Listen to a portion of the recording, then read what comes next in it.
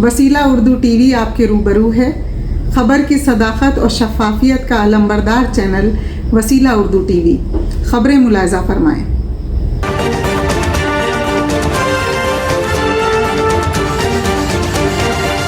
G7 सरबराह इजलास, चीन का आलमी रहनुमाओं को जवाब। छोटे ग्रुप अब दुनिया पर हुक्मरानी नहीं करते। चीन ने G7 के आलमी रहनुमाओं को मुतनब्बे किया है कि वो दिन गए जब छोटे ममालिक के ग्रोह दुनिया की किस्मत का फैसला करते थे। लंदन में चीनी सिफारत खाने के तर्जुमान का यह बयान एक ऐसे वक्त में सामने आया है कि जब G7 सरबराह इजलास में अमेरिका समेत दीगर आलमी रहनुमाओं ने चीन का मुकाबला करने के लिए एक नए मंसूबे पर इत्तेफाक कर लिया है। इस मंसूबे के तहत तरक्की पजीर ममालिक में चीन की सरमायाकारी का मुकाबला करने के लिए G7 ममालिक आलमी सतह पर इंफ्रास्ट्रक्चर पर पैसे खर्च करेंगे। माहिरीन का कहना है कि अमेरिकी सदर जो बाइडेन समझते हैं कि मगरबी ताकतों को फौरी तौर पर चीन के खिलाफ इत्तेहाद मजबूत करना होगा। ख्याल है कि ये मंसूबा चीन के बेल्ट एंड रोड मंसूबे का मुकाबला करेगा ताकि इसका बढ़ता असर और रसूख कम किया जा सके। सदर बाइडेन का बेल्ट बैक बेटर वर्ल्ड मंसूबा चीन की एक ऐसी स्कीम का हरीफ बनेगा जिसकी मदद से कई मुल्कों में ट्रेन, सड़कें और बंदरगाहें बनाई जाएंगी। नाक़दीन के मुताबिक इससे कई ममालिक चीन के मखरूज हो गए हैं और वो ये कर्ज वापस नहीं कर सकेंगे। चीनी सिफारत खाने के तर्जुमान का कहना था कि वो दिन कब के चले गए जब छोटे ममालिक के ग्रोह दुनिया की किस्मत का फैसला किया करते थे। हम समझते हैं कि छोटे, बड़े, मजबूत, कमज़ोर, अमीर और गरीब हर तरह के मुल्क बराबर हैं और ये कि आलमी उमूर पर तमाम ममालिक की मशावरत के बाद फैसले होने चाहिए।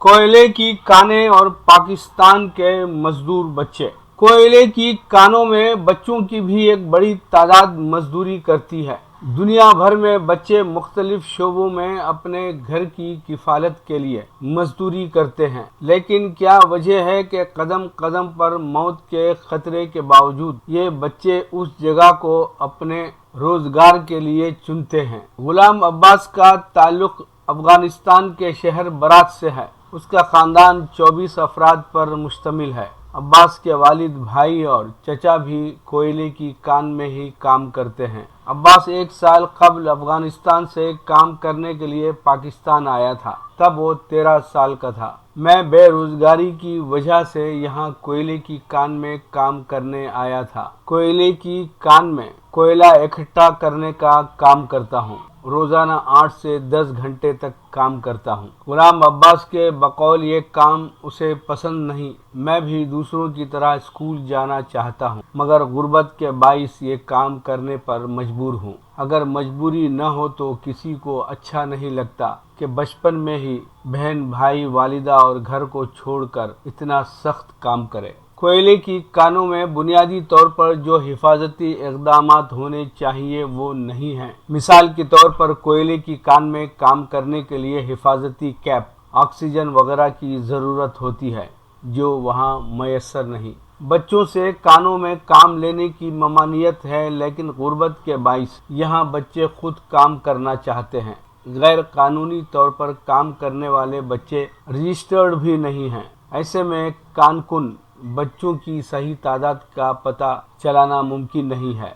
इसके अलावा इन बच्चों को जिनसी तौर पर हिरासा किए जाने के मसाइल का भी सामना रहता है। पाकिस्तान में चाइल्ड लेबर पर काफ़ी तवज्जो देने की ज़रूरत है। इस मसले के हल के लिए कानून साजी करनी चाहिए। अगर बच्चों का बचपन तबाह कर देंगे, उनके खेलने, कूदने और तालीम हासिल करने की उम्र में उनसे काम कराया जाएगा तो आगे चलकर वो माशरे में मुस्बत किरदार कैसे अदा करेंगे। बच्चों को उनके बुनियादी हुकूक दिलवाना सबसे पहले वालिदैन और फिर रियासत की जिम्मेदारी है। पाकिस्तान में चाइल्ड लेबर के हवाले से माइनर एक्ट 1923 लागू है, जिसके तहत खतरनाक काम करने वाले बच्चों की उम्र कम से कम 15 होनी चाहिए। इस ज़िम्न में कवानीन पर अमल दरामद को यकीनी बनाने की ज़रूरत है। اور یہ احساس پیدا کرنے کی بھی کہ بچے جو سرحد پار سے آتے ہیں وہ بھی انسان ہیں اور ان کو بھی وہی حقوق حاصل ہونے چاہیے جو اپنے ملک کے بچوں کو فراہم ہیں۔ چائلڈ لیبر کا خاتمہ اس طرح ممکن ہے کہ اس کی بنیادی وجوہات کا تعین کر کے ان کا خاتمہ کیا جائے۔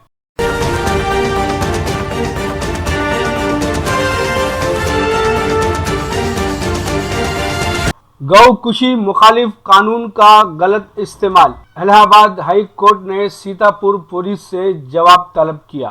یہ دیکھتے ہوئے کہ یو پی پریونشن آف گو سلاٹر ایکٹ کی دفعات سیتاپور ضلع میں 4 افراد کے خلاف غلط طور پر لگائی گئی ہیں، الہ آباد ہائی کورٹ نے ضلعی سپرنٹنڈنٹ پولیس سے اس تعلق سے جواب طلب کر لیا ہے۔ عدالت نے اس سلسلے میں FIR کیے جانے کی بابت وضاحت طلب کی ہے۔ سیتاپور پولیس نے رواں سال فروری میں انسداد گو ذبیحہ قانون کے تحت 4 افراد کے خلاف ایک گفتگو کی بنیاد پر FIR درج کی تھی۔ پولیس نے ان کی باتیں سن لی تھی۔ پولیس کے مطابق 4 ملزم سورج، ابو ابراہیم، انیس اور شہزاد 3 بچڑوں کو ذبح کرنے سے متعلق تبادلہ خیال کر رہے تھے کہ انہیں پکڑ لیا گیا۔ چاروں پر یو پی پریونشن آف گو سلاٹر ایکٹ کی دفعہ 3 اور 8 کے تحت مقدمہ درج کیا گیا ہے اور وہ فروری سے زیر حراست ہیں۔ عدالت 22 سالہ سورج کے ذریعے دائر درخواست ضمانت پر سماعت کر رہی تھی۔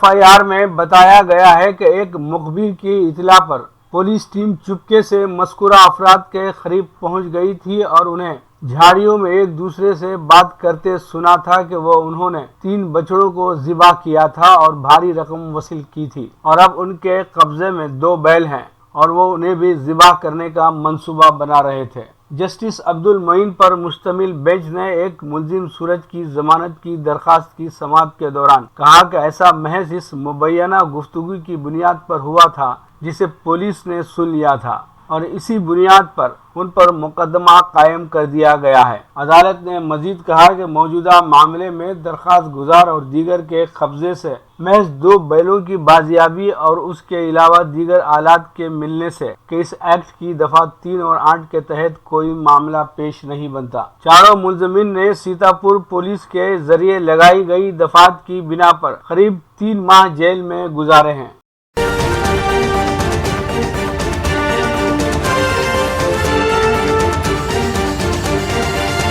خبر نامہ جنوبی ہند من جانب عبد الغنی بحیثیت معتمد خاص برائے محکمہ اقلیتی ترقی و بہبود حکومت آندھرا پردیش کے عہدے پر فائز ہونے والے عالی جناب محمد امتیاز صاحب IAS نے بتایا کہ ریاست آندھرا پردیش کے وزیر اعلیٰ شری YS جگن موہن ریڈی کی قیادت میں اقلیتوں کی فلاح و بہبود اور ترقی کے لیے ہر ممکنہ کوشش کی جا رہی ہے۔ یاد رہے کہ گزشتہ ایام میں ضلع کرشنا کلکٹر کی حیثیت سے فرائض انجام دینے والے جناب محمد امتیاز صاحب کا تبادلہ بحیثیت اسپیشل سیکرٹری برائے محکمہ اقلیتی ترقی و بہبود حکومت آندھرا پردیش عمل میں آیا ہے۔ آج ویلگا پوڑی سیکرٹریٹ صدر دفتر پر عہدہ سنبھالتے ہوئے امتیاز صاحب نے اراکین محکمے سے اجلاس طلب کیا اور کہا کہ نائب وزیر اعلیٰ امجد بادشاہ صاحب کی رہنمائی میں از-سر-نو محکمے سے متعلق تمام امور کی بحالی کی جائے گی، جس کے لیے معقول حکمت عملی اور اراکین عملہ کا تعاون لازمی ہے۔ اقلیتوں کے لیے تعلیمی میدان میں طلباء کے لیے وظائف، ریفریشمنٹ کورسز، مہارتوں پر مبنی تعلیم کا حصول، مدرسہ ایجوکیشن، اماوڑی اسکیم وغیرہ میں بہتری کے لیے دیگر محکموں سے مثبت مراسم کا ہونا اور مستحکم ہونا بھی ضروری ہے۔ محکمہ اقلیتی بہبود کے زیر تحت مختلف ادارے جیسے وقف املاک، حج committee, Urdu academy, minority finance corporation, مرکزی تعلیمی ترقی برائے اقلیتی بہبود کے نظم و نسق کو مستحکم کرنے کے لیے اقدام اٹھائے جائیں گے۔ انہوں نے مزید کہا کہ وقتاً فوقتاً نائب وزیر اعلیٰ امجد بادشاہ صاحب کے صلاح و مشوروں سے جائزہ اجلاس طلب کیا جائے گا، جس میں ریاستی و مرکزی فلاحی اسکیمات کی بازیابی کی جائے گی اور ہر فرد تک ان اسکیمات کی رسائی کے لیے نئے سرے سے منصوبہ بندی کی جائے گی۔ ان تمام مطلوبہ नताइज के हुसूल के लिए महकमे से मरबूत हर मुलाजिम को चाहिए कि फ़र्श शनासी से आगाह होते हुए अपनी जिम्मेदारियों पर खरे उतरे ताकि महकमे का निज़ाम मज़ीद मुस्तहकम हो। इजलास में जनाब इम्तियाज़ साहब की गुलपोशी की गई। इस मुलाकात के दौरान जनाब निज़ामुद्दीन प्रिंसिपल सेक्रेटरी बराए नायब वज़ीर आला अक़लियती बहबूद आंध्र प्रदेश, श्री श्रीनिवास माविन सेक्रेटरी अक़लियती बहबूद, श्री ऐशु रत्नम साबिक managing director minority finance corporation और जनाब अब्दुल कदीर साहब एग्जीक्यूटिव ऑफिसर बराए हज कमेटी आंध्र प्रदेश वगैरह ने मुबारकबाद और नेक ख्वाहिशात का इजहार किया।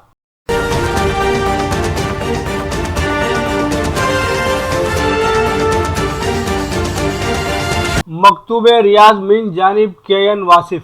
गुज़िश्ता रोज़ हुकूमत सऊदी अरब के ऐलान के मुताबिक इस साल भी हज सिर्फ सऊदी बाशिंदे और मुकीम गैर मुल्की ही फरीज़े हज अदा कर सकेंगे। ये फैसला कोरोना वबा के पेश नज़र एहतियाती तदाबीर के तहत किया गया है। इस साल हुकूमत ने 60,000 अफराद को हज की अदायगी की इजाज़त देगी, जिसके लिए वजारत की वेबसाइट पर रजिस्टर कराना होगा। वजारत ने हज के लिए 3 मुख्तलिफ कीमतों के पैकेज का ऐलान किया है, जो इस तरह हैं। पहला पैकेज 12,113 सऊदी रियाल, दूसरा पैकेज 14,381 सऊदी रियाल, तीसरा पैकेज 16,560 सऊदी रियाल। आज़मीन हज अपनी इस्तिताअत के मुताबिक पैकेज का इंतखाब कर सकते हैं। दीगर अहम शराइत में हाजी का वैक्सीन लिया हुआ होना जरूरी है, हाजी की आम सेहत बेहतर हो और वो दायमी अमराज से पाक हो, उम्र की हद कम से कम 18 साल और ज्यादा से ज्यादा 65 साल होनी चाहिए।